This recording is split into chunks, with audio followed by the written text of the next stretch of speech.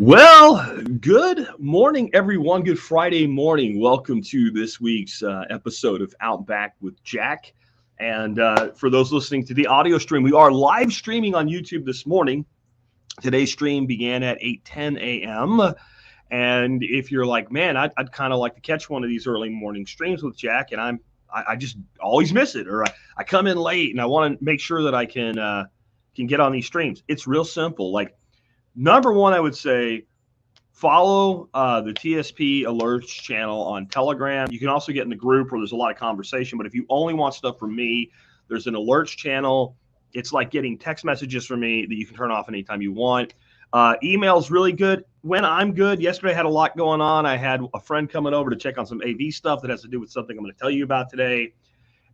And then I was teaching my grandson how to take a chicken apart, how to cook different parts different ways. And it was like homeschool cooking, and I just didn't get an email sent out. But if you were following me on social media, that's MeWe on Float or on Gab or on the Telegram channel. You got an alert about 25 minutes ago. So follow me that way and get on the Daily Mail, and you're going to be more likely to know this. So I got a bunch of stuff to talk about today.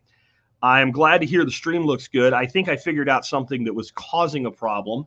Actually, two things. And please do, whenever I'm live streaming, for those of you watching the stream, if there's problems with the stream, let me know. I really need to redo my video that I did right before I went on vacation, where I was teaching people how to make steel leaders for shark fishing, because that video came out like complete crap and nobody that was in the stream told me. So I just kept rolling with it.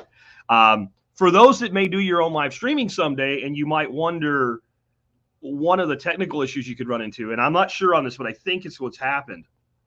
I'm pretty low tech. I have a pretty decent Logi webcam mounted on a tripod when I'm doing this. And I have that camera plugged in to a USB port on a MacBook. And on the other side of the MacBook is where the power adapter is plugged in. And there's also a USB port there. And I have a feeling if you put the webcam USB plugged in right where the power adapter goes in, that maybe that occasionally is what causes some like stuff like that to go on. Anyway, let's dig on into this. Again, if you're on the audio only podcast, there's a video version of this one that you can look up on my YouTube channel. And everybody's always like, well, why don't you talk about Odyssey more? It all goes to Odyssey. It's just if I stream to Odyssey, then after the stream, it goes away. And YouTube gets imported about 4 to 6 hours later, depending on how long the video is and how long the processing takes on the YouTube side. So we're on Odyssey too. All right. So I want to start out with something that I found just to be kind of an interesting thing. And today, I hear that the Float stream is not loading. And even though I've started live streaming to Facebook, it looks like nobody's on there. So I think I know what that problem is, whatever. By having multiple streams, we make sure that if you want to see it, you can. Anyway, so I want to start out with a couple of cryptocurrency topics. One's just an interesting observation. It's more an observation about government than crypto. So someone, I don't remember who, in our MeWe cryptocurrency group, and if you want to know more about cryptocurrency, hook up with people that really know what they're doing, that will help you, stay in touch with the news on it, get on our practical cryptocurrency discussion group on MeWe. It's not hard to find. If you look for practical cryptocurrency on MeWe, you'll find it. Join. It might take a little while before me or one of the other admins let you in. But they said, I posted a thing about El Salvador. And for those that have not paid attention, El Salvador not only made cryptocurrency, actually Bitcoin, their illegal tender currency in El Salvador, they've done a lot of other things as well. They're building a blockchain on Algorand for public records. They're fully embracing this. And as you might imagine, I talked about this last week, but the guy that runs the central bank of England, he's really concerned about the El Salvadoran people because this is such a bad thing. Because that's what the central bankers do, is they sit around worrying about people in Central America all the time and their quality of life. They've been working really hard to help Central Americans forever. Yeah, sure they have. So anyway, because they're so concerned, basically they all ganged up and got the International Monetary Fund to tell Bukele down there, who's the president of El Salvador, hey, you know what? You can't get any more loans from us because we don't like what you're doing and you're screwed. We're going to squeeze your country. So Bukele's like, you know what I'm going to do? I'm going to build a volcano city. Like, I'm going to build a Bitcoin city on volcano power. And so I'm going to do this project and it's going to improve the economy of my country. So they go, screw it. Like, we're not going to give you any money. And he's like, well, what I'm going to do is I'm going to issue Bitcoin bonds. Like, any sovereign nation can issue bonds. But then people are like, well, how, pray tell, will I get my money back or make a better return than the base interest rate? And Bukele's like, we'll back the bonds with Bitcoin. And so he does this. And the IMF is like, yeah, that's not going to work. People aren't going to do that. And so he's done, like, he wants to raise $1 billion. And he's raised right now approximately 800 million. That's 80%. And he's going to definitely get over the top with this. And he's going to be able to actually make this work, it looks like, financially. Now, executing on the other side of building this power. So it's first you build the power generation. Then you bring the Bitcoin miners in, you make the power generation profitable instantly, and you build a city around that because now you have energy. And energy is what makes cities thrive, right? So somebody in MeWe said something, because we've been following this a long time, that group, and we are obviously rooting for this to work, right? We want this to work. And they said, you know, it feels kind of counterintuitive, though, to be rooting for government. You know what? Rooting for what El Salvador's doing to succeed, it's not rooting for government. Pause and let that sink in for a second and have a sip of coffee there. It's not rooting for government. It really isn't. It's rooting for Bitcoin. And it's rooting for Bitcoin to be so strong that even government can't screw it up when they use it. And I want to tell you a story. Some of you will be familiar with this, and some of you will actually go fact check me because this will sound ridiculous, like this can't possibly be true. But it is. Back, it was either the late 80s or early 90s, there was a legalized whorehouse. There's no nice way to put it, right? In near Vegas. I can't remember the name of it. It's like just outside of Las Vegas. It was like the only legalized one there was. And for some reason, the United States government took over it for a while. Okay, so this was a place that sold sex, literal sex, and booze. And the government ran a whorehouse into bankruptcy. The government is so incompetent, it can't make a whorehouse run at a profit. And that's the federal government of the United States of America, the most powerful nation in the world. And that's what we are for now still anyway. And in the time that this went on, there was no question who the most powerful, influential, and resource deep government in the world was. It wasn't even close to anybody else, right? And they ran a whorehouse into bankruptcy. So if a Central American nation led by one real guy that's just a warrior for Bitcoin can succeed with a population of 6 million people, and if you've ever been to El Salvador, there's some nice places and all, but man, we were far ahead of El Salvador technologically in 1985 than where they are today. And if they can succeed with that, is what that actually shows. Bunny Ranch, he says. I think that's right in the comments there. So he says Chicken Ranch. I don't think it was I don't know if that would attract very high-end clientele to an establishment like that. But so if Bukele could take Bitcoin, issue bonds against it, build projects for his people without taxing them, he's actually using voluntarism, isn't he? Like, when governments issue bond and they put some sort of hard appreciating asset behind it, and then they pay off the bond not with future taxes, but with the appreciation in the asset itself, doesn't that reduce the tax burden on people? Doesn't that people go, you know what? I like this thing. I'm willing to put my money in on this. Now, some purist is going to say, but didn't they buy their Bitcoin with tax dollars in the first place? Governments spend tax dollars on all kinds of shit. I'd rather them invest it in something that has good long-term value and growth than, you know, like the $9 million our government spent to build a tunnel under a road in Florida for turtles. You can fact check that shit too. It was during the 2008 like super bailout or whatever. They allocated money to build a turtle tunnel in Florida. Turtles don't use tunnels, guys. They're still getting run over. Like, so we're not like, this is how incompetent government is. And so if El Salvador, of all places, can succeed with a Bitcoin-based strategy, what does that say for Bitcoin? It's not about woohoo government. No way, man. All right. So now one more crypto topic and we'll move on. I have a huge announcement coming as well. So there's a lot of talk right now that the federal government, the SEC, et cetera, wants to push stable coins into the world of FDIC.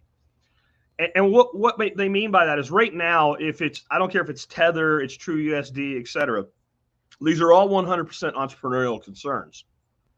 And basically a corporation raises a bunch of money, figures off what the skim rate is, what can we make by doing this? And they create essentially a blockchain. This is how you got to think of a stable coin. It's a blockchain-based dollar ETF. There's enough dollars over here to cover the dollars out if everybody throws in, and then the whole thing goes gone, but it's supposed to like still be able, if it's totally liquidated, everybody gets their money back. That's how it's supposed to work. Does it? Probably not. Is it going to get 100% liquidated? Probably not. I would say this, though. Since they're not FDIC, since they're not banks, since they don't have an open-ended lending faucet from the Fed to create incestuous, buying back of bonds, since they can't issue debt, they're probably a lot more legitimate than the Federal Reserve or any bank under the Federal Reserve system right now, right? Because so Tether can issue more Tethers, but they're supposedly anyway bringing money in behind it. Even if they were backing at a 2-to-1 ratio, that's 5 times better than what the banks claim to do on a 10-to-1 ratio. So you got that. But if they become FDIC insured, well, then why can't they be a bank? Why can't they issue mortgages? Why can't they print money? Why don't they have an open? And the answer is they would. They would. That's interesting. At the same time, the federal government is really working hard to bring in a CBDC, central bank digital currency. This is basically the digital dollar, the true digital dollar issued by the Federal Reserve. Quit thinking it's by the federal government, because it's not. The Federal Reserve, the central bank of the United States, which is a private entity with some public oversight.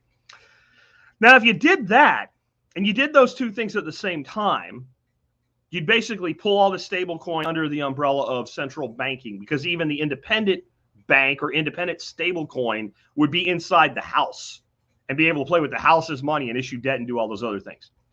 But you would also do another thing.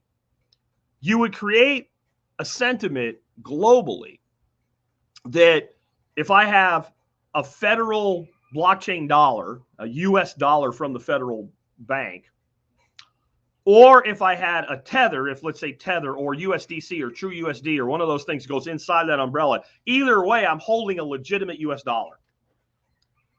This has a ramification and a reason they might want to do it that I don't think anybody's ever said before. I'm sure other people maybe have thought it, but I've never heard anybody say this.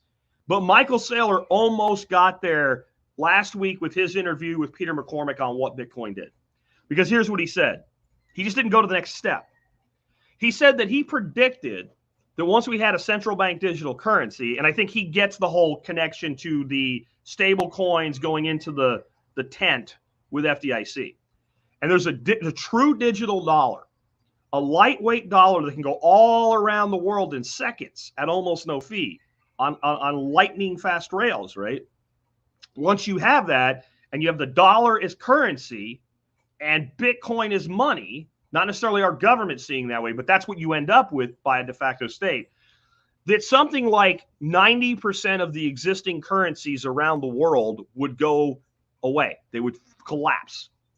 Like Turkish lira right now, everybody's talking about, but he's talking like hundreds and 100 plus examples of the Turkish lira. He's like, maybe 6 remain.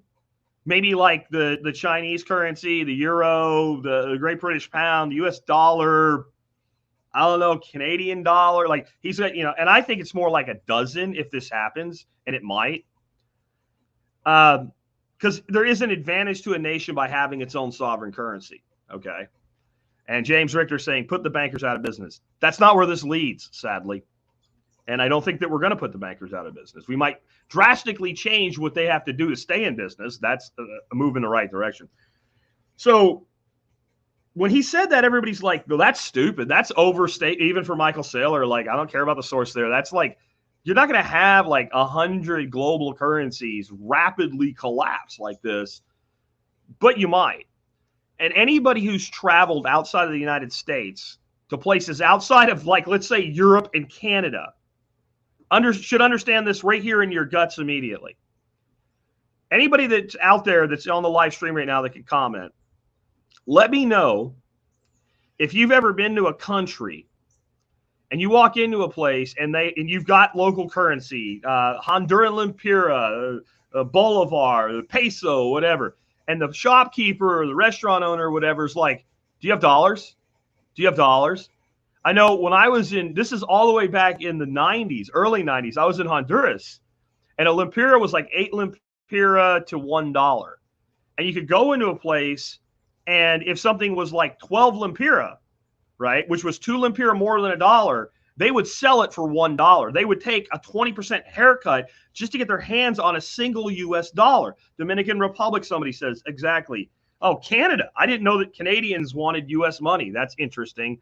Mexico and Honduras, dollars are preferred. Absolutely, right? So people coming in now saying this. Okay. Now, I want you to think about it this way. You're a citizen in Bolivia or Venezuela or Argentina or somewhere in Africa or somewhere in Southeast Asia, like with an unstable currency, and you want dollars. Somebody invents something that you can put a little app on your phone, right? And by the way, guys, the rest of the world is way ahead of us in like jailbreaked phones and de-Googled phones and stuff like that, way ahead of us. So they can get the app. You can get that app, and then you can start transacting in US dollars that are legitimate US dollars, and they can't do what's been done in other countries. Like Mike Saylor was talking about how he had a business located in Argentina, so they put like $10 million in an Argentinian bank so they could do business down there. And it was right when the crisis happened. And so one day, the government of Argentina locked the bank accounts. They didn't seize the money. They locked it. You can't take your money out. You can't do it. It's locked up because we have an emergency. I vote for the emergency powers, right? Okay, so the emergency powers came. The next day, they took all the money in their bank and revalued it to the Argentine currency. And by the time they opened it back up, it had lost 90% of its value. So his $10 million became like $1 million of Argentine pesos in a week. He couldn't escape that. So you live in a place where either you can't get a bank account, or if you get a bank account, that can happen. Or they'll say right out of the gate, you can't hold dollars in our bank. But then the U.S. Central Bank issues this CBDC, the central bank digital currency. I'm not saying this is a good thing. I'm just saying this is what's going to happen.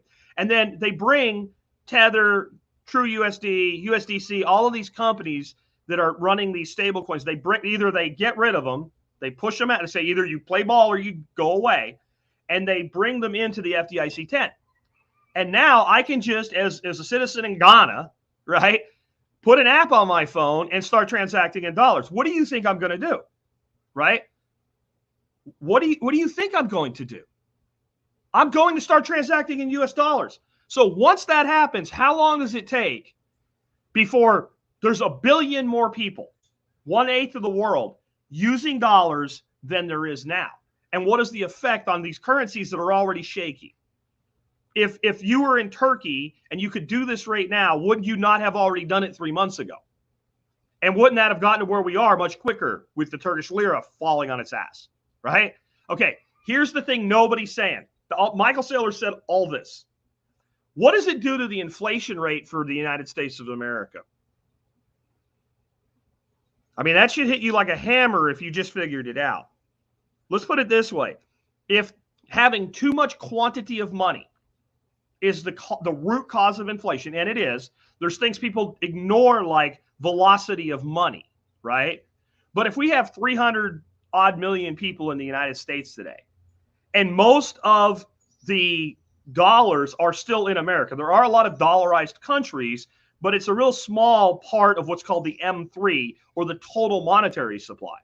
But if all of a sudden the monetary supply stayed where it is, and the population of the United States went from 300 million to 1.3 billion, forget the logistical problems. Just look at the math. Doesn't that immediately not just slow inflation? It basically reverses it for a time. because now you have more people holding the money. You have less money per person. And so by doing this, this could be a strategy for the U.S. to use the soft power of the U.S. currency to spread influence throughout the world. And I'm not saying this is good. I'm just saying, and at the same time, temporarily, once again, boom, there goes the massive inflation can down the road. And I think that's the strategy that's going on here. I'm not saying it's going to work.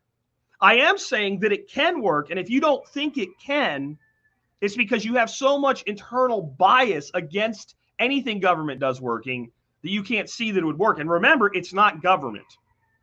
It's not government. It's a governance body, but this is private industry that so many libertarians seem to worship beyond all things, right? Of course, it's the incestuous nature that a true libertarian says, well, yeah, they're private, but they're also using the force of the state. It's fascism. And they would be right. But this is a private entity doing this with, massive amounts of control. So I think that's the game. And Jesse says the U.S. just exports inflation to other countries. And we do that right now. This is why Bukele brought Bitcoin to El Salvador. And people don't understand that, right? So we're already doing that. El Salvador is a dollarized country, meaning there is no El Salvador peso, right? And because of that, when we decide we're going to print $3 trillion because Democrats want stuff, right? Then El Salvador gets the inflation, but they don't get any of the benefit on the other side of it. All they get is the inflation. So by bringing Bitcoin in and making it equivalent to the dollar in El Salvador, what Bukele's done is given his people a choice, and they can move in and out with no taxes. There are people opposed to making it legal tender. I don't think that's the big issue that people seem to think that it is. But there was a simpler solution for El Salvador. All they really had to do would have been a one-line law that said we exempt Bitcoin from capital gains tax. And any other country that wants to try to maintain the sovereignty of their national currency, and they want to maintain that sovereignty, but they want to decouple from the destabilization by the United States actions, that would be the smartest thing for them to do right now. If I was the leader of some small country, I would exempt Bitcoin from capital gains immediately. And I would basically do everything El Salvador did, but I would actually hold back from calling it legal tender. I would say it's a reserve asset that the people of my country and anybody transacting business in my country have a right to trade as they see fit with no penalty of capital gains tax. And that would actually stabilize that currency. But Bukele didn't have that option. So let's move on from Bitcoin. We're 22 minutes in now. I do have a major announcement. And actually, it's like a bunch of good things all happening at once. So, but here's the big one. I have been asked to speak at Anarchapulco in February of this year. And I went back to them and said, like, financially, here's the things I need to travel down there. And I'm not sure that I can. And they came back and said, hard yes, you can have everything you asked for.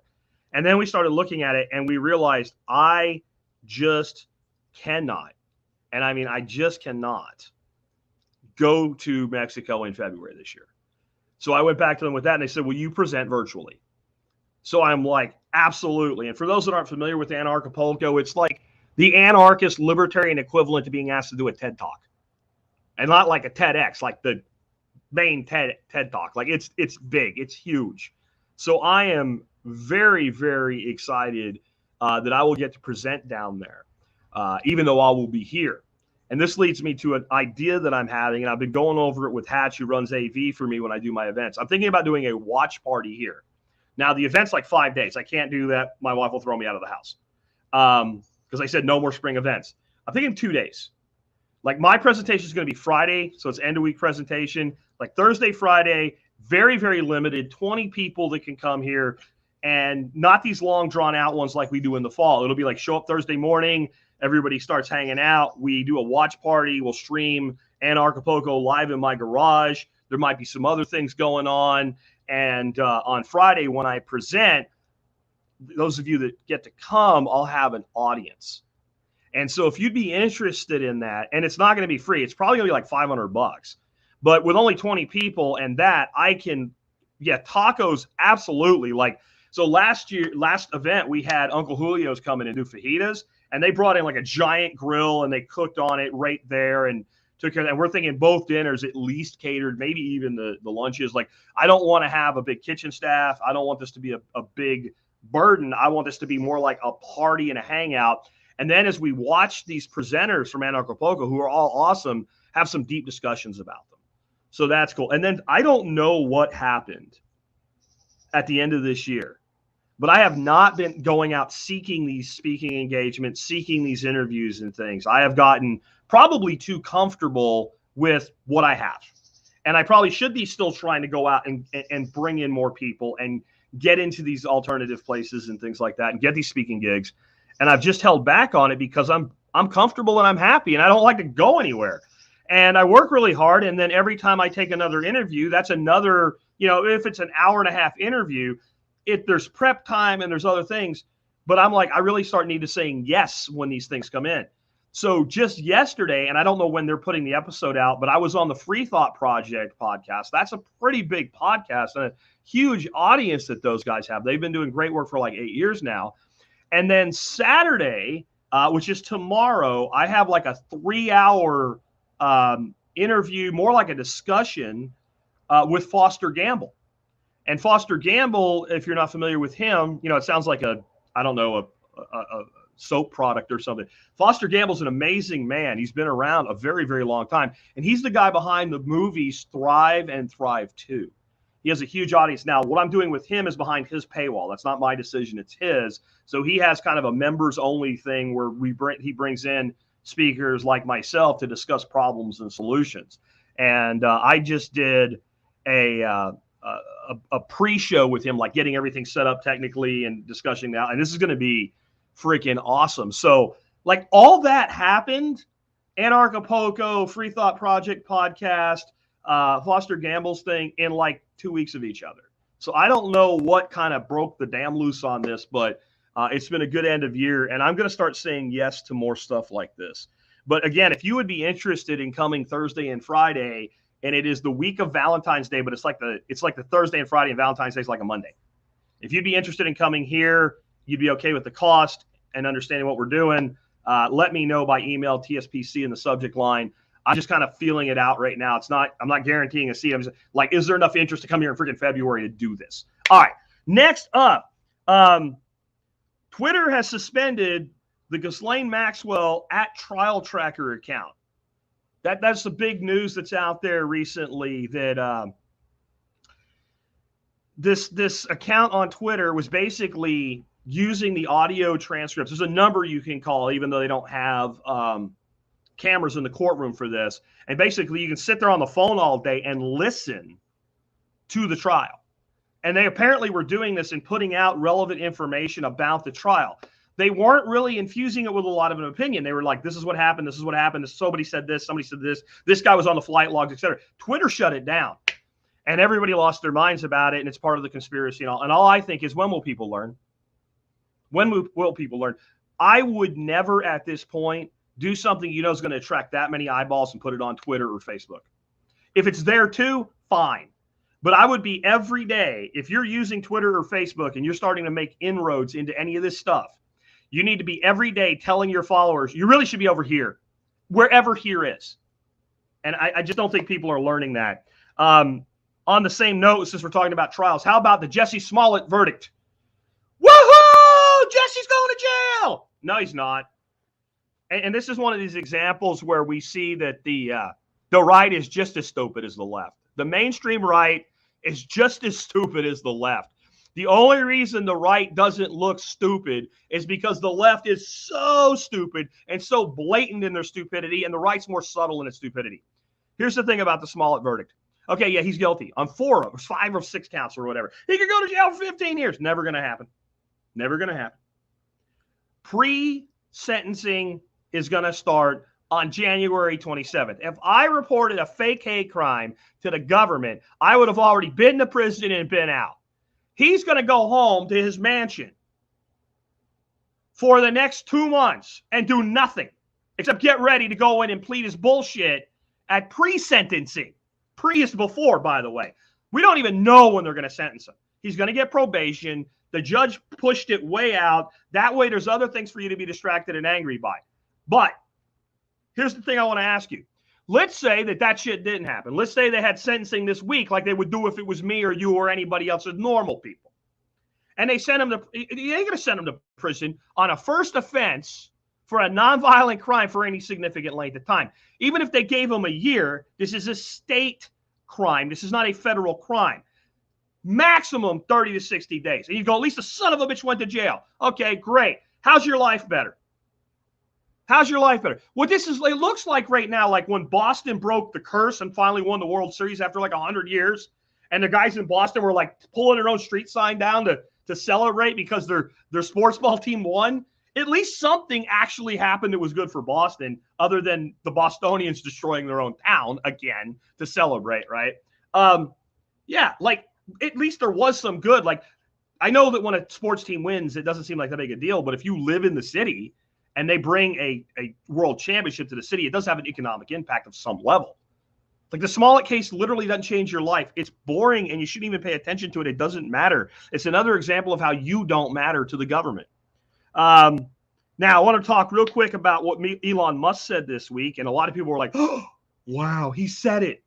So Elon Musk said this, the government is simply the biggest corporation with a monopoly on violence. And everybody was talking about that. And this is why I put the Smallit verdict right in front of it. Everybody left off the final phrase. End where you have no recourse. And you don't. You don't. You think you do. Somebody said to me on Float, but Jack, we can have a convention of the states. I'm like, I've been hearing about that. I've been hearing that since I was an adult and I'm 50. Let's go do it then. Or don't tell me that it's an option when you can't even get it done. And I don't even know that it would do anything. I would be for it. But what I wanted to say real quick on this is two things. One, you should go listen to the entire piece of that discussion from Musk, because he's leaking that we might have some really bad shit coming. Now, I'm not a huge super Elon fanboy or anything like that, but I do think when you have the richest man in the world telling you some bad shit might be on the way, you might want to pay attention. But what I really want to do, since Elon's the richest sumbitch on the planet, right, got more money than God, right, and he gets credit and he can just put out a thing and everybody's like, oh, it's Elon. Elon posted a picture of her dog. Let's all go by Shib, right? I want to give credit to the person that I first heard the term freaking monopoly on violence from, Peter Quinones. If you want to know about monopoly on violence, go get Peter's documentary called The Monopoly on Violence. And it seems a bit coincidental that they both do the same term to me. I'm just saying. Next up, I have started a new micro-blogging series called Contemplations of a Redneck Duck Farmer. If you want to read them, and they're like 2-minute reads at the most, you can find them on MeetWe, Float, and Gab. And I'll tell you what my first one was about, the basics of it. And this is all stuff that's deep, spiritual, and scientific things. On physics and quantum effects and things like that, and delving into the world of something called noetic science. And there is a reality that we've known from ancient times. Like you can find stuff about this in the Zohar, which is like the most special book in the world of the Kabbalah from Judaism. This is a 3,000-year-old book that only special rabbis were allowed to even read 3,000 years ago. And one thing we've learned from that ancient wisdom and modern noetic science is that thoughts actually create a tiny fraction of mass. That expenditure of energy actually brings out this tiny bit of weight. It's inconsequential. It's meaningless. But what happens when 300 million or 3 billion or 5 billion people wake up every day and have the same thought? Well, that mass begins to coalesce in this world that we can't see, but it really exists. And if you look at something like the atom shouldn't work because the protons are all positive and they should repel each other, but they don't. So like attracts like and holds the nucleus together. Well, that's what happens with these thoughts and their weight. And as you continue to increase the mass of this collective thought, it actually has gravity that affects what's known as the law of intention. And the people in charge know this and they use this. And if you want to know how you have people drive around in their cars wearing a mask by themselves, there you go. And so I ended that one with be mindful of your thoughts. Think before you think. Be careful where you put your mind and your energy and your thought, because you are manifesting things in your life. And you know what I was told on Gab? You sound more and more like an extreme leftist. Again, the mainstream right is just as dumb as the mainstream left. It's amazing to me. But if you want to follow that, follow me on social media. Inflation is at a 39-year high, but even that is misleading. Do you know why? I'm going to bring Nicole in now, and we'll have her start talking with us here in a minute. And let's make sure I have the volume up so I can hear her today. I had her muted last time. All right, so 39-year high for inflation. Hey, Nicole, did we calculate inflation the way we do today 39 years ago? No? You can talk. I don't think so. No, we calculated it differently. We've come up with something called the CPI, the Consumer Price Index, which I call the CPI. And we've taken a whole bunch of things that used to be in the inflation rate out because they were inconvenient and they inflated too fast. Yep. So if you change so we did that to make inflation look lower than it was for about the past 25 years. That's where the big change came in. And if you've done that, and we've continued to do it, you know, we can't have gas in the inflation rate. It's just something people use every day, but it's too volatile to put it in the inflation rate. We can't have housing in the inflation rate. It's just something everybody needs, but that's got to go. Let's substitute steak with ground beef, right? And then let's substitute like an aggregate price of all the ground beef with like the shittiest ground beef that comes in a 10-pound tube that's mostly pink slime. So that game's been played. If you play that game for 40 years, and then you say inflation's the highest it's been in 40 years, what does that mean about that? It means inflation is higher than inflation is. Right. It also means that inflation is not the highest since 39 years. Right. It's much further back before you would rectify those two ends to where you'd really know how long has it been since we've had this bad of inflation. And the answer is I haven't done the math, but I know that. I know we're being lied to, right? And since we're being lied to, I don't really like know how to put this other than as bad as that sounds, it's worse. Yeah. And then my question would be, you have all these talking heads that come on, all these, you know, financial channels. I haven't heard anybody say that. No, but I haven't heard any economists. People who want to dig into this need to dig into the monetary policy guys at Keto, at the Keto Institute. That is, they start, because they dig into when changes have happened, when we haven't bailed out and we've just reset our baseline to avoid economic crash and how that just pushes it down the road. There's a lot you can learn there. I mean, there's some dense writing there, but it's a great thing to dig into. Cool. If you're trying to learn how to explain this to people, I think if you go like full on nerd on this and then come back, you can start saying, okay, now I'll come up with some comparisons I can use that actually make sense to a real person, and it gets you a little further down the line. I mean, if you care about talking about it. Yeah. I just kind of want to point out for people today that when they make that big, you know, headline, it's not actually true. It's far, and it's worse. It's worse. Right? I think you can get back into stagflation of the 70s, and we're at least as bad as there, and we're probably worse. We're probably at like World War II inflation levels, but those were eaten up by the absence of our men overseas in the war effort and all. But it's probably more like 70 years since we had inflation this bad. The other thing I wanted to let everybody know, and I think you'll be excited about this, Nicole, Kingsley Edwards is coming to TSP next week. For those that don't know, Kingsley Edwards is the founder of Float, and I don't know if Erin, his wife, will be with him, but she was invited as well. And so if anybody wants to know what's going on with Float, tune in Wednesday. We will be live streaming, I think at noon Central. And send me your questions for Kingsley, because I know you got them. Like the new NFTs, what's that all about and stuff like that. I'm going to ask a lot of them, but throw them my way. And on that note, now is the time where you can start live stream, folks. We got like 142 people. Wow. Can start dropping your questions in for Nicole or myself, or talking points for Nicole or myself. And if anybody's out there that's expert council member or something like that that wants to join us, let me know, and I'll drop a invite link in the chat for you guys so you can come on. Or if anybody really wants to and got something to talk about. But otherwise, we'll just take your tech comments on that. And I wanted to hit a few things that people said before you got here, Nicole.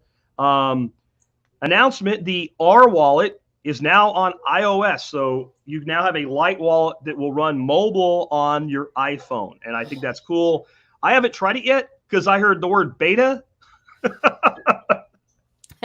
I don't put one R on it, Jack. That's what I was thinking. I'm probably going to install it this weekend if I get time, and send myself like 100R or something and use it for, just doing some small transactions. And that's what you should be doing with a wallet like that anyway. But when I hear beta, I'm like, well, you go first. So IO Farm Boy is asking about buying Bitcoin. He says, wait for a Bitcoin ETF or consider self-directed IRA and holding some Bitcoin now.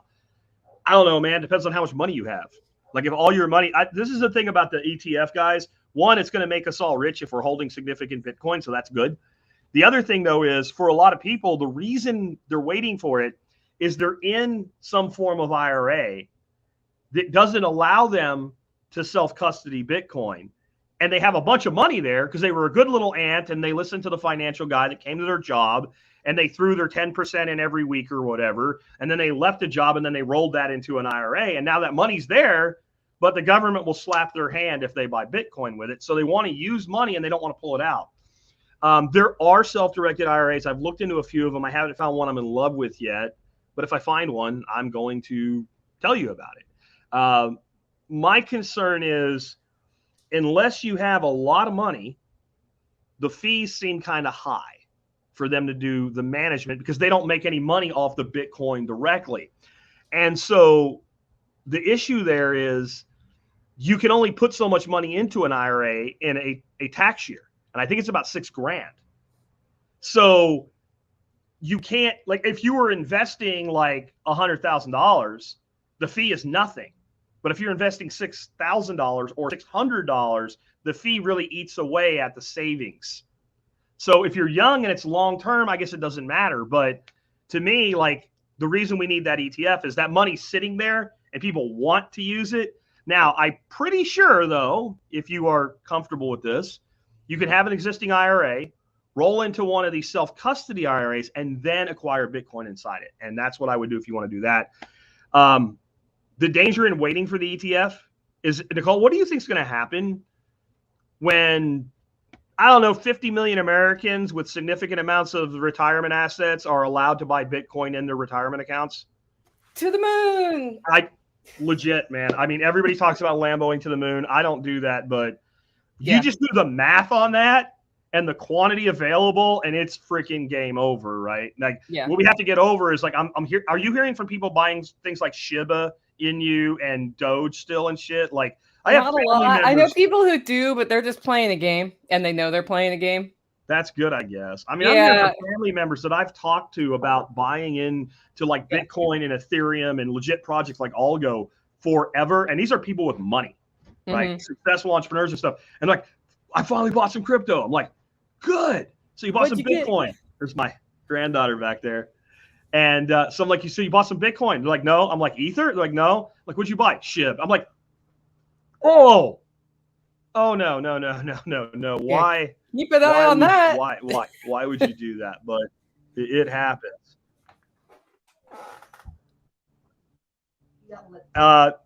Told different subject. Joe asks, soil improvements over winter to get a head start for spring. Man, I'm big on cover crops. You're a bit late for that in most of the country now. Mulch the crap out of it. Throw a tarp over it so weeds don't grow.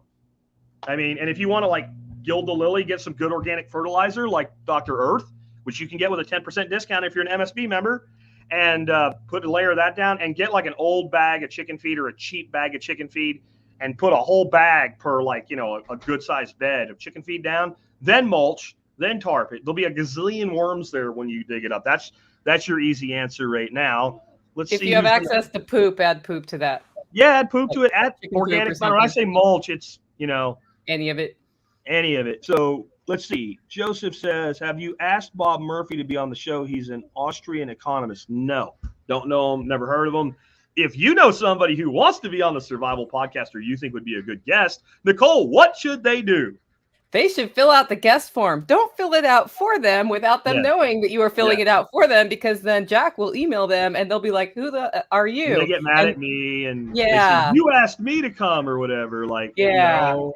But if you know somebody and they don't know you, but you're in their audience, often saying, hey, I think you'd be great on Jack Spirko's podcast, here's a link to the guest form is a good way to do that. Don't do it today, because if you go to the guest form page today, you know what you get? Wah, wah, there's nothing there. Because we shut down bookings because we were booked through the year. We're going to open bookings up on Monday. So if you want to be on the show, or you know somebody you'd like to be on the show, Monday would be the day, because we only book about 4 guests a month. So when we open it, I mean, January we'll be in February before we close down for the year. So that's the way to do that. What do we got here? Walt says, Michael Saylor said to sell all gold on that podcast for Bitcoin. Opinion on that? Okay, so 90%, in my opinion, you would make a good financial decision if you did that. With a caveat, what are going to be your tax consequences for doing that? You have to, this is a strategic thing you have to think about. Like, if you have $5,000 in gold and you go to 20 different pawn shops and convert it to cash and buy your groceries for the next 3 months with it, and you get around that consequence, and then you take your money and you DCA into Bitcoin over the same period of time by offsetting it, and that might be a strategy you might do. I don't know. I mean, some people do things like that. I'm not saying you should.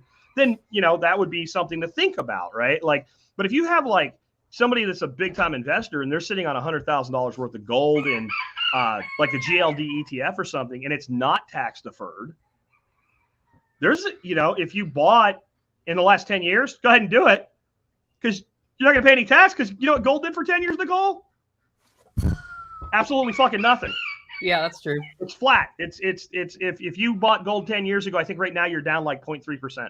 But if you bought gold a little bit before that, if you bought gold in 2006, you're up about 4x right now, and you're going to pay capital gains on that. So you might want to think about how you liquidate that. And I'm not going to do that myself. I don't have a ton of gold, but I have a significant holding in silver, and that's plan C, right? That's plan C. So I'm not willing to let go of that. I think if you had no Bitcoin and you were all in on gold, you might really want to think about rebalancing heavily. Self-custody IRA, what is what I meant? Sorry, from Iowa Farm Boy. Yeah, and there's some decent ones out there. I'm investigating. I don't, if it's a $20 product from Amazon that you buy, and if you hate it, you're going to return it, and you're not going to be mad at me. And I kind of like it. I think it's okay. I'll recommend it. If it's how to handle your retirement assets, I'm not endorsing something, even, kind of passively endorsing something until I'm sure. How do you bind the NFT to the actual physical object? I don't exactly know. I've done a lot of research into what NFTs can do. Nicole, I don't know if you know how to do this. There's an OpenSea.io, and apparently you can make an NFT almost instantly on it. But what I don't get is, let's say that I created this piece of digital art. For those that are on the audio podcast, I'm trying here. I've got a rainbow farting unicorn on this mug a listener sent me years ago, right? Because I think I should have the NFT on the rainbow farting unicorn, man. That was my thing. I came up with that. Yeah. And so if that was a digital image and I NFT it, I think I could figure out in about a half an hour on OpenSea how to do that on the ERC20 Ethereum blockchain. But what prevents me from going over to Algorand and NFTing it again and then going over here? I don't understand how we keep the integrity in that world. This is something I want to be so successful, and I think it can be. But I also saw another really interesting scam recently, a guy pointing out, this is something I could do. He's like, I can make let's say I have $1 million worth of Ethereum. I could go make an NFT for some piece of digital art that I fabricate on Photoshop. And then I can put it in an NFT marketplace and price it for $1 million. And I could go buy it with my own $1 million of Ethereum, and I still have the $1 million because I bought it from myself. I can then reintroduce it into an NFT marketplace and say, I really need money. This NFT sold for $1 million. I want $100,000 for it. And when somebody checks the sale, it will check out. So I think that in this world, we have some work to do yet, where the smart contracts are smart enough to go cross blockchain and identify potential scams like this. And that's why I like things like Atom, or Cosmos, as it's known. And I like things like Algo, because they're building this cross ecosystem capability. And I was just listening today, a YouTuber talk about how there's I think it's Republic Music. It's a big music label that's partnered with some other crypto, and they're selling NFTs on like major artists already. And it's all in hip hop right now, so I'm not real interested, but it's interesting. And like, I think the minimum NFT on some of these songs and albums is like $100. So, you can own and I don't know rap people or whatever. So I'm just to say like Post Malone. I don't really know who he is, but I heard his name. So I'm going to say an example. Somebody that big, maybe you can own a piece of his next song. I don't know how if it'll ever pay back on a $100 NFT based on the criteria. But again, how do we prevent fraud? I don't know. Nicole, you got anything? I can speculate because I know in the NFT you're building code into the ledger, right? So there's no reason you couldn't have code in the digital file if that's the thing, or the code is referring to a title that's physical and has some identifying thing. But I don't know. You do have somebody in your comments saying they know a lot about NFTs, so I bet we could get the answer from Wavehead. Wavehead said, ask me. I'm deep into NFTs. Ask me anything over on the Discord channel. So on your so go to Discord. Wavehead, I've known you a long time, dude. And if you ever want to, you could fill out the form, right? And then we could have you on for an interview about this. I think that would be really cool. Or maybe we would even bring you into one of these if we plan for it.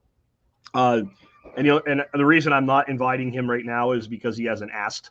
And he said to come to Discord. So I'm assuming that's what he wants. L8 said, we've never had any traditional retirement fund plans. I'm 35. He's 38.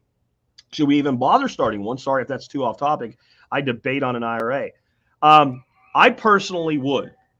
I think there's so much money protecting the tax deferred or tax-free status of IRAs with lobbyists. And I always bet on the lobbyists because I don't bet on the government. I don't think they'll go away. And I think having a box of money that you can one day withdraw and pay no taxes on is a good thing. And I would always say, especially at your age, 38 and 35 or 34, whatever it was, Roth over conventional. And Roth is, I put the money in and I pay tax on it this year, and then I never, ever pay tax when I withdraw it at retirement age. And it has an interesting option that some of you that might have, money that's held up might want to exercise.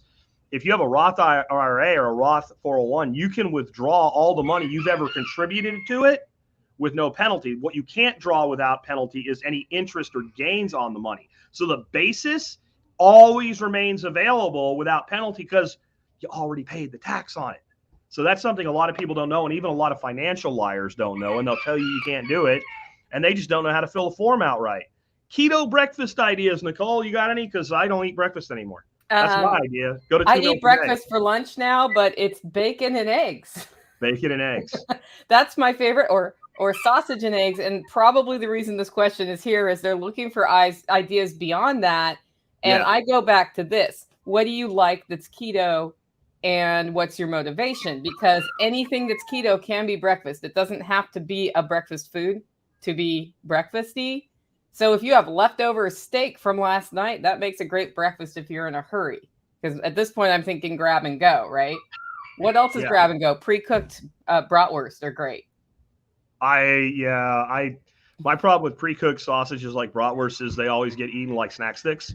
But that's because they do what you say. Like on the steak thing, that's what I was going to say. So like my strategy has been, I'm on a 2 meal a day plan now, and it's 90% of the time I do that. Like occasionally, I just want everybody to know when I say 2 meal a day, if I happen to this morning when I woke up, I've been really, really hungry, I'll eat. I'll just stay keto with it. But what I do is like, if I make 2 steaks for dinner, there's no way Dorothy's finishing her steak. I'm finishing my steak. Leftover steak and me, that's not a thing. What I started doing is I cook her steak as rare as I like mine, which means she doesn't like it. We cut up as much as she wants and throw it back in the pan for a second, and that cooks it through. That way I don't have a piece of shoe leather when I heat it back up. But I'll do something like I'll take that steak, I'll warm it up in a pan, I'll throw a duck egg over it, I'll throw wilted arugula on that, make a little compound butter up with some blue cheese, put that on the steak before you put the stuff on top of it.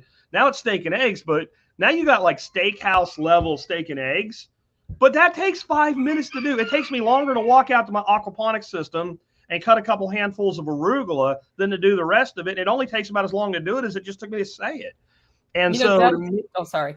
No, go ahead. I'm just saying, like, I think the problem we have with this is we have been We've been marketed into stupidity about breakfast. Yeah. So breakfast actually wasn't a thing until like, can't remember the lady's name, but the lady that took over Post Cereal, became the richest woman in the world because she bought Bird's Eye and had access to all the freezer technology.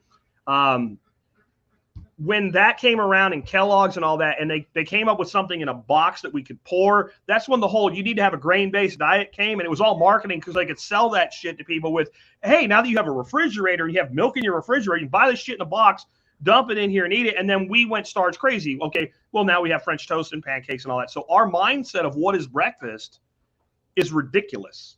Like if you went back 150 years ago and said to even like a Southern grandma, like the ace of pancakes, right? Well, what's for breakfast? It wouldn't have been pancakes and maple syrup. Yeah. That wasn't really a thing. Chaffle, yeah, egg, sausage, fold. Yeah. There you go. Star. Like yeah. You could do that too. But there's my granddaughter again. Hey, Tiggy. Oh, she ran away. Hey, Tiggy, you're in there. So, my overall advice, though, is try to move to a 2-meal-a-day diet. I know you did, and it makes things so much easier, doesn't it? Yeah. It's all of a sudden, you don't have to manage anything anymore. Yeah. I will say right now, under high-stress coffee roasting, I'm back on 3. And I'm just keeping it keto. So yeah, it's you're going through your crazy-ass time of the year, right? Yeah. DeTombo says, is a pH meter a must-have for a little hydroponics, lettuce, and basil indoor grow system? Nicole, do you have a pH meter? No, she does not. She's nodding. She's forgetting. I have an EC meter, though, that, like, I did it without the EC meter by looking. If you watch the leaves and they start turning funny colors, you need to add something. Yeah. But the EC meter, I just do every Sunday once a week, take the reading, add nutrient, and I'm done. Okay. Yeah. That made it easier. And that thing's like $25. I bought a pH meter and then I messed it up and then I threw it away and I still don't have one. Yeah. I just decided if your plants don't grow and you think that might be the problem, then you need one. But I think like indoor Kratky and all, yeah, man, I believe your lifetime membership is a perfect opportunity for an NFT. Are you considering that from Wavehead? I am. Here's my issue with it from an integrity standpoint. I don't want to have to go back and retroactively turn all my existing lifetime memberships into NFTs. And I'm also thinking that if I did this, the ethical way to do it, and beneficial to me as well as an entrepreneur, I should sell an NFT lifetime membership for more money than I sell a lifetime membership to. Then it gets complicated. Jack already done gave you $300 for a lifetime membership. So do I discount the NFTs to people that already have like it's just, I maybe sometimes I let integrity make me worry about things I shouldn't worry about, but that's all kind of like, you get what I'm saying, Nicole? Like it's kind of muddy. Like if I had never done a lifetime membership, but all I'm really doing is I'm making a lifetime membership that's transferable at that point. And then like, if I'm going to do that, then I should have an incentive for managing all that shit. So like, it should be the case that like, if you sell it, like, I don't know, 5% comes back to me in a royalty. That's how everybody else is doing this. If you sell your NFT for these ongoing things like music or literary work or art, money comes back to the creator. So I like the idea, but I don't want to look like a parasitic asshole taking from my audience, because I've worked my whole life to never take from people. So thought experiment, lifetime NFT membership, $600. Yeah. Email goes out to lifetime members and says, your upgrade is $300 if you want it. Take care of those. And if there's a subscription fee, then they can upgrade, and then you release it to the masses. That sounds fair. That sounds fair. If anybody thinks that's not, let me know before I probably go ahead and do it now, because that's kind of where I was at with it. Jacob says, how do you bind the NFT to an actual physical product? I don't know exactly how, but I don't think it's actually much different than a digital product. And I would think what you would do is make a digital representation of the physical product and say this is like a title. If you go into sports collectibles, for instance, you might go into a shop and there's a picture of Nolan Ryan getting his last strikeout at Texas Stadium or something, and it's signed by Nolan Ryan. And then there's a certificate that confers authenticity and ownership of that thing. and they may even engrave like on the back of it or something like the certificate number. And that would basically say, if you're trying to sell that thing and you don't have the cert, you probably stole it. So you walk into, Pawn Stars, right? They could actually determine that, right? Even though that show's fake as shit, and say, hey, we can't buy this from you. It's stolen. You don't have proof of ownership. So I think there'd be something like that.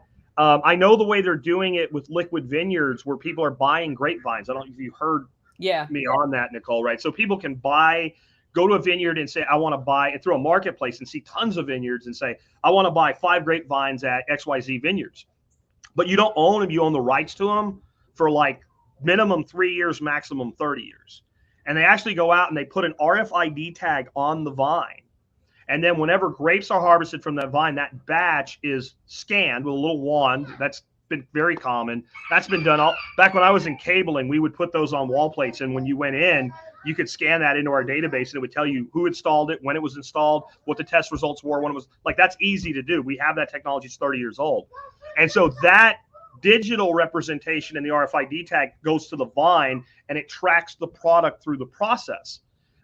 Again, I think you're back to a place where you have to have some integrity on the creator side, in this case, the creator of a wine, but they're pre-selling the wine. So the last thing they really want to do is rip off their customers, right? And they want their NFTs to be valuable, so more people will come in and buy more of them. So that's the market correction, but that's how they do it. How I would do it if I wanted to go like, this is Jack Spirko's 9th iPhone and I'm ready to upgrade it and it's a piece of shit now, but you can legitimately say it was mine. I will sell it to you with an NFT. I don't really know how that would happen right now, except it probably does have a serial number. It does. Right. And so then you could NFT it. So if it had some identifying characteristic, but how would, like, a guy was talking in our cryptocurrency group, Nicole, and he makes furniture, like really awesome homemade furniture, like cut down a tree, strip the bark, make furniture. And he makes digital prints of the furniture as part of the design process. He was going to NFT those. And I was like, I would NFT the freaking piece of furniture with the digital print to the customer so that they have this, thing linking them back to you. But how do I make it like this table goes to this NFT? I'm not sure. I think you have to engrave it. Like there's got to be an identifying marker on it somewhere. Yeah. And I guess if you destroyed the identifying marker at the same time, you would be destroying the value, right? So that's kind of its own police level there. We need a beginner's kindergarten level intro into crypto class. I try to do that from time to time. You do a good job. It's a balance. Bush has a whole series you can take that starts at 0. Yeah. Who's that? John Bush. Oh, John Bush. Yeah. Do his.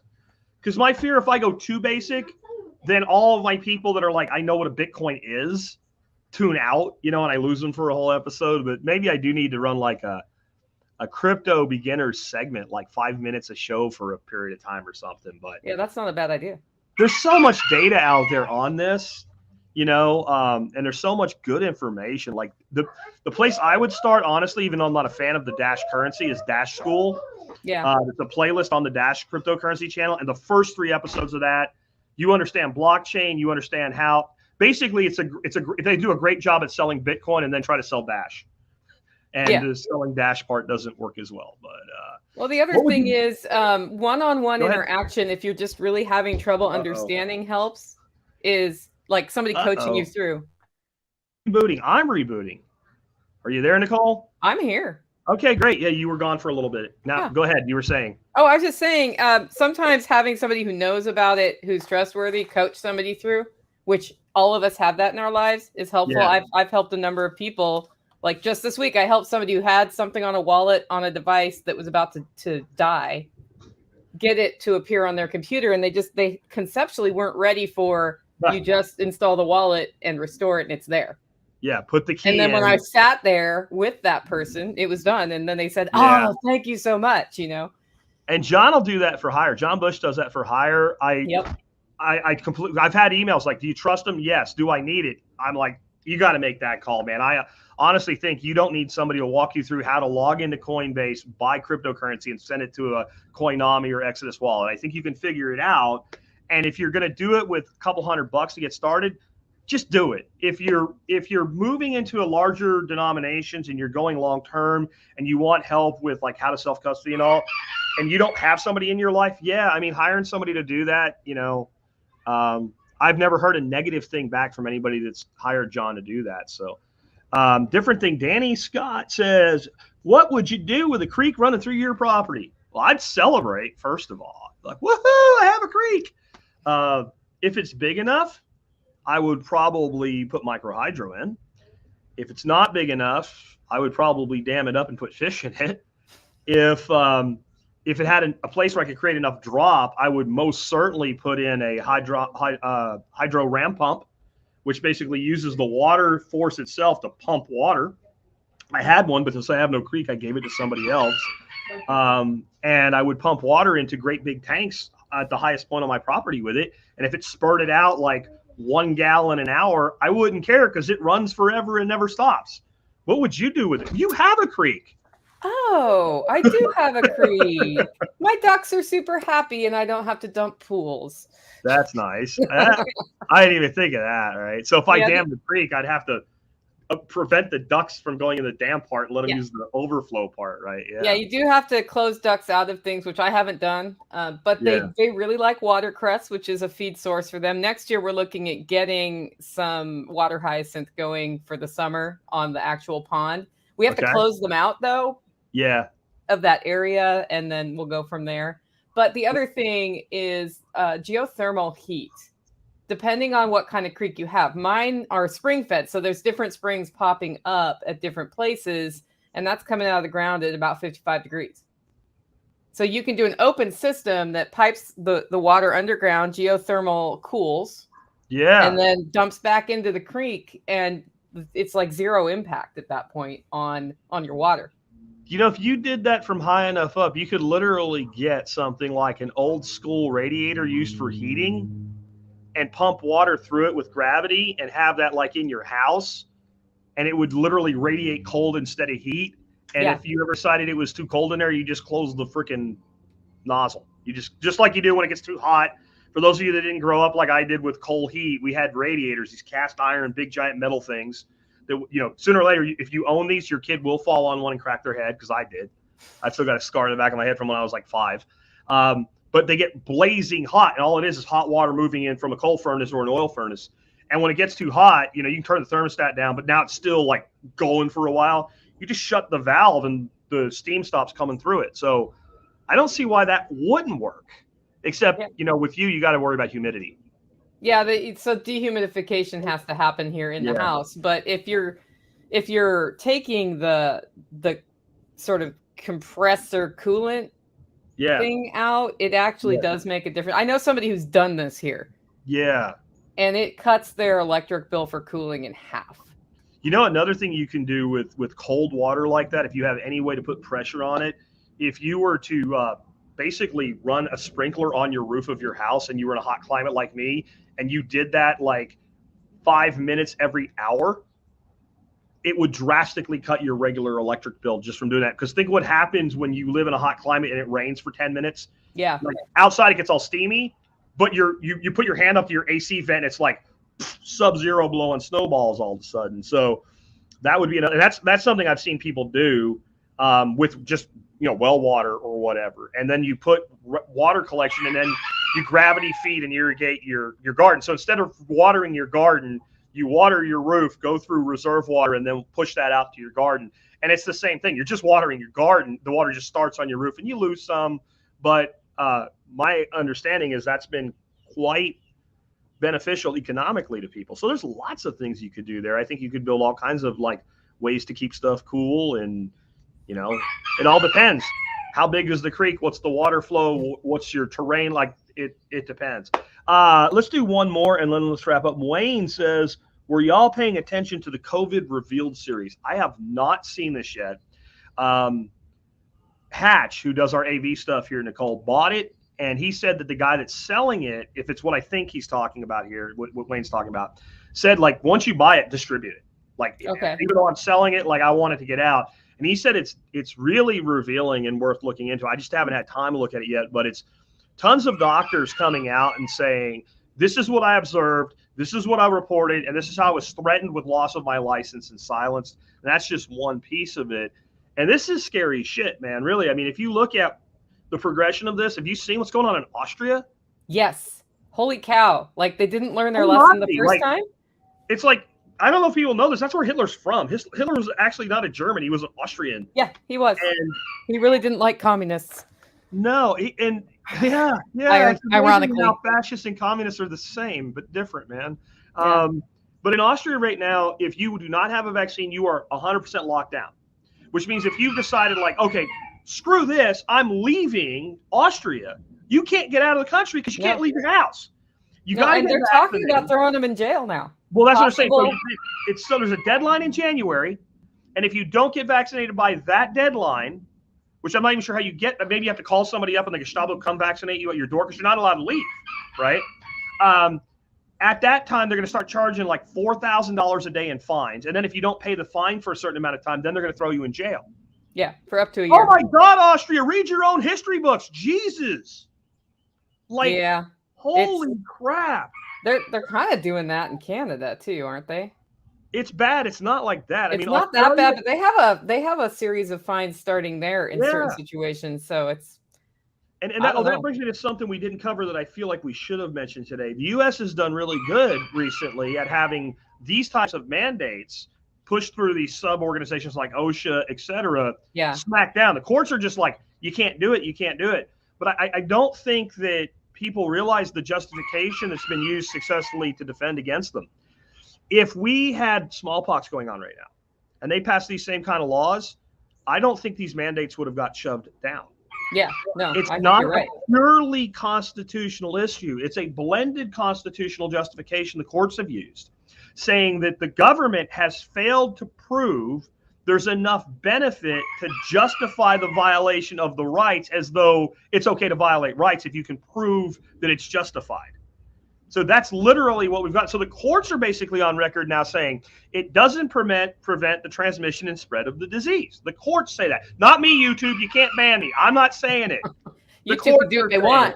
They can do it. But that's what the courts are basically saying. There's not enough public benefit to warrant a mandate and override individual liberty and freedom.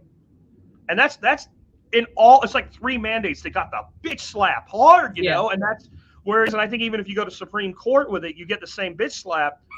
But that's kind of a dangerous precedent, because if they can ever convince the courts that something works, they can do the shit they're doing in Austria, apparently. I mean, unless there would be a different challenge. But under the current challenge, it comes down to that. And, you know, I think it's a smart legal play.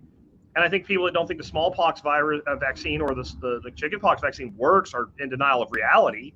And if this worked, let's say that when the chickenpox vaccine came out, nobody died. Like, it's a pretty mild disease for children, right? Mandating that probably doesn't make sense. But let's say that New York mandated it, and Texas didn't only not mandate it. Like, everybody in Texas is like, no way, man, we're not doing it. Then you would see massive outbreaks seasonally of chickenpox in Texas, and you'd see almost none in New York. Yeah, that's what you'd see. Well, we've done that with the COVID jab. That's not what we see. We see pretty much similar results everywhere, no matter what anybody does. People are inside where it's cold now, and that's where the case rates are going up, last I looked. Yeah, and we had our surge in the Southeast and greater Gulf region in the August, because that's when we all go inside, because you go outside and you like, can't breathe out here, so you go inside. If we've learned nothing, it's that HVAC is the problem. Yeah. Anyway, Nicole, thanks for coming on and hanging out with me on a Friday morning. I know that this is a busy time of year. I know we didn't get to everybody in the comments section, and that's a good thing. That means people are tuning into these. This is rapidly becoming the most popular live stream that I do, is my Friday morning ones, when I would expect all of you pikers to be at work. So if you're piking out on your work to hang out with me, I thank you for that. Please keep doing it. Again, thanks to Nicole for being here, guys. And Nicole, have a great weekend. I'm gonna try to do that myself. And know this: the end of the rush will come, and then you'll be able to take a big giant break. I mean, I love the rush, but I love the end of the rush too. And then I'm closed. Maybe I'll send you a bottle of something to celebrate your end of the year. I don't know what yet, but I know a place that makes really good red wine. Yeah, that's a good choice. Remember, it's not far from here. That's a really good. I didn't think they'd be open Sunday, or I would have bought one on my way out of town. Yeah, they were.